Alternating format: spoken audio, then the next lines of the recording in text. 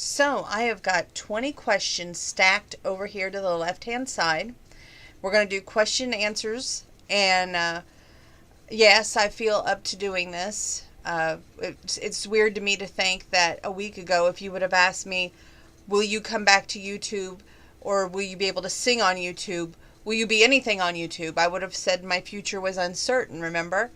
I remember also saying that I didn't know if I would feel comfortable coming back here for any capacity, but I'm so grateful for the dentist that I had, which was Dr. O, and I'm so grateful for him to tell me, you know, we can't plan our life. We may want to try.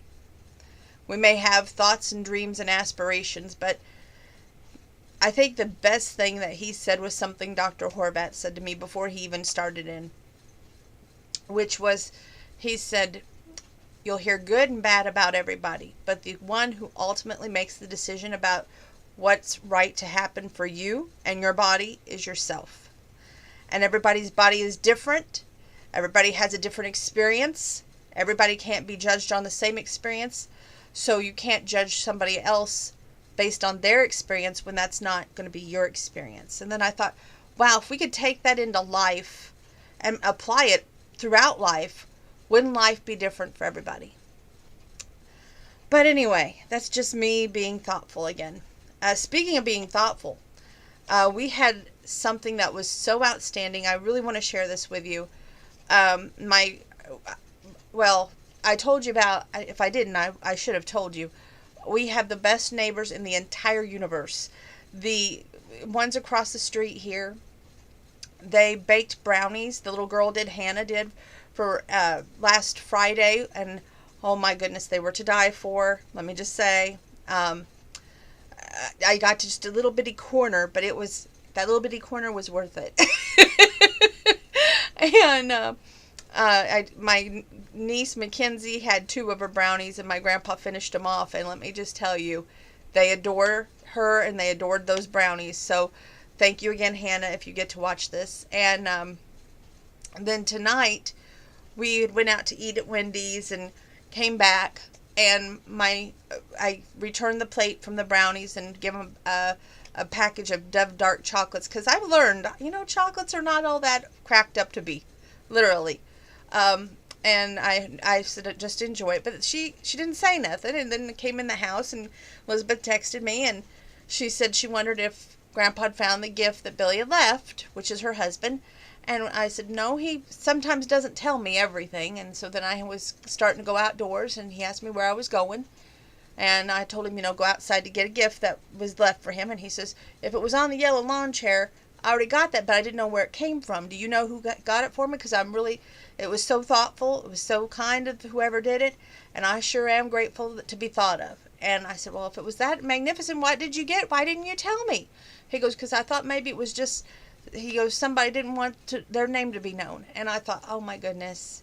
So I immediately showed the picture on Facebook of this World War II knife, which it's outstanding, and Grandpa is so honored to get that. And he really, we all adore them next door. They are practically family. So I just wanted to say thank you again to the Ramseys for being so thoughtful, being so wonderful, and thank you. Now, I've got 20 questions here, and we're going to hit them before 10 o'clock. On a scale of 1 to 10, how much of a perfectionist are you? And explain. I would say I am about an 8.5. Sometimes I am a 10, I won't lie. And I know that things can't be perfect, but I want them to go according to plan, if that makes any sense. On a scale of 1 to 10, how controlling of a person are you, and explain? I guess that all depends on who you ask. I like to think of myself as a 6, but most people probably would answer for me and say a 10, because I have to know everything before it happens. I have to plan it. I don't like surprises, and usually surprises don't go well for me. So I guess maybe I am a 10 on that. Do you ever double or triple check things? If so, what? I sometimes double check the oven after I use it just to make sure I turn it off because I'm blonde and I don't want it to be running. I also make sure that the freezers are shut when I fill it with food for the week and the refrigerator. And I do double check and triple check. I just do. Big challenges you have taken on recently. I would say a big challenge I took on recently was my mouth. I won't say that I'm completely 100% because I do have a tooth missing, but I'm 99.9 okay with it. Do you care more about pleasing people or speaking the truth? That depends on the situation. If it's a situation where I always think that the truth should be spoken, but sometimes you have to do it gently. Pleasing people, you can try to please everybody, but then you're not pleasing yourself. So therefore, it's like a catch-22. But yet, sometimes you have to please people even if you don't agree with the situation, just to make the situation cohesive. So it just depends on the situation. When you have nothing pressing, where does your mind drift? My schedule. What do I have next to do? What's coming up? I've got to get this done. How tolerant of a person are you? Oh, I am about, again, it depends on the situation, but I would say about a 5 to 6. And I know some people are out there going, bullshit. Sometimes I do have a hot-headed temper, and sometimes it does get the best of me. And if there was ever a time that I could take back a lot of things and do it again, I would, but we don't always get that opportunity. Who is the first person you tell when something good happens to you? My grandpa. And also grandma. I talk out loud and, share it. Whom do you run to when something goes bad in your life? My grandpa and I talk out loud to my grandma. Do you say goodbye quickly, slowly, or not at all? Why? I don't like that word. And it seems so final. I like see you later. I like, and down the road. Goodbye, it should be a phone call that is for business. And that should be the only time that we use that word. That's the way I feel anyway.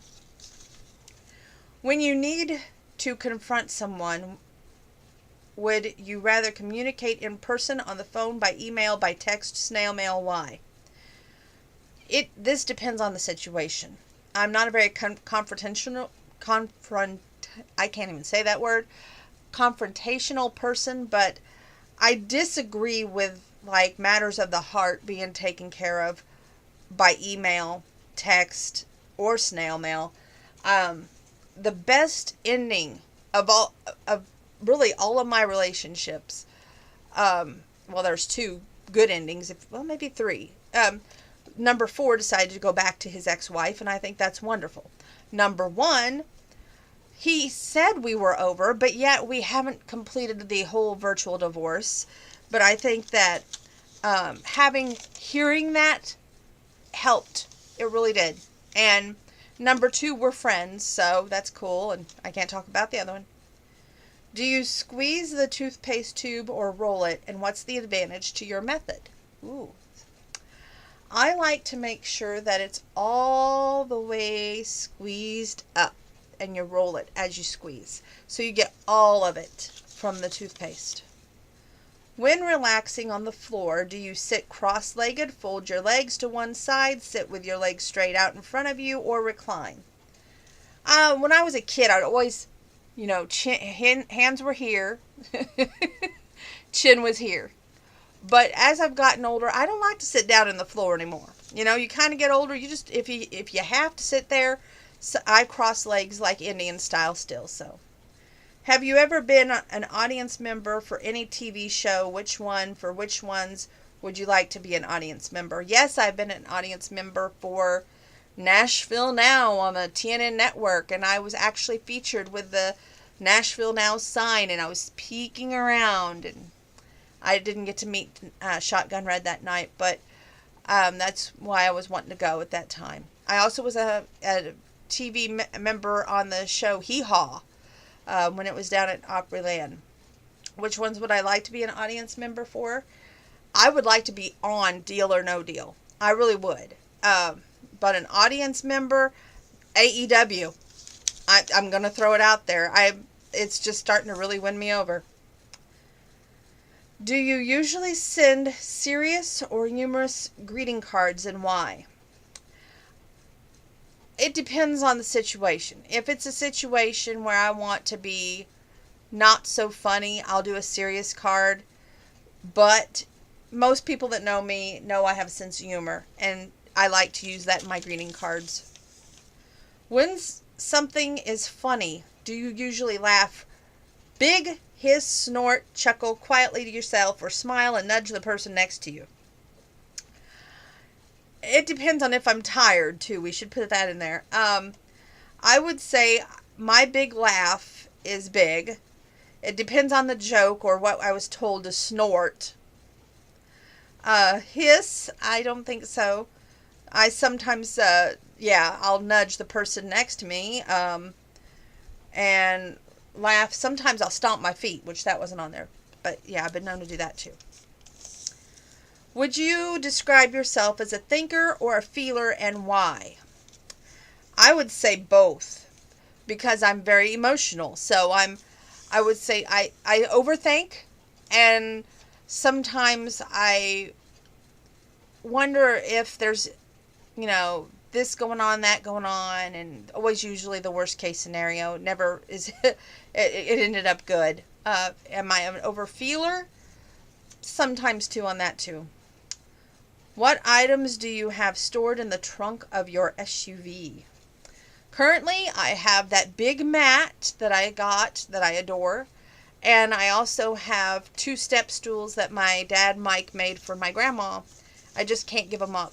It makes me feel like they're both in my SUV. How do you typically react in sudden extreme pressure-filled crisis? Sometimes I panic, sometimes I freeze, but sometimes I can really get control of the situation and continue on. So it just depends on really what the situation is and who it's happening to, whether I'm able to handle it or not. How often do you interrupt others while they are talking and give a reason for your answer? I don't like to interrupt people while they're talking. If they have a thought, to me it's really rude to just jump in and go, yeah, but.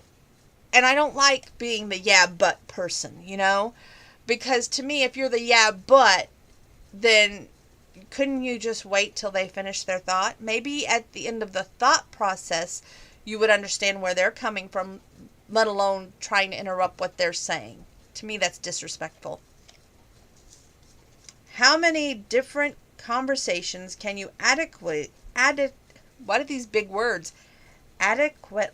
carry on at the same time? I would say I have been known to talk because I love it. I have the gift of gab, and I could do it for 2 to 3 people, text, on the phone, and by email at the same time. Kid you not. But I don't like to do that much of it anymore. And getting older, folks, believe it or not. Now, I'm really excited about one thing I wanted to share with you all. I have been talking with Grandpa, and we decided that the family friend gathering will be in June for his birthday. He doesn't know it. So if anybody's interested and wants to attend this, get a hold of moi, because everybody will have to bring something, and they'll have to tell me if they're coming or not. Let's do it. And we are going to do a card shower. And that's 901 South 15th Street, Mattoon, Illinois, Mattoon, Illinois, 61938. Now that takes care of this video. Love you all. Can you believe we got through 20 questions before 10 o'clock? I can't. Anyway, tomorrow, let's try to do 20 questions, and I'm going to even pile it on me. And some relationship questions. Oh, yeah. So send those relationship questions in. And if you have any questions regarding anything that you've seen or heard tonight, be sure you message me.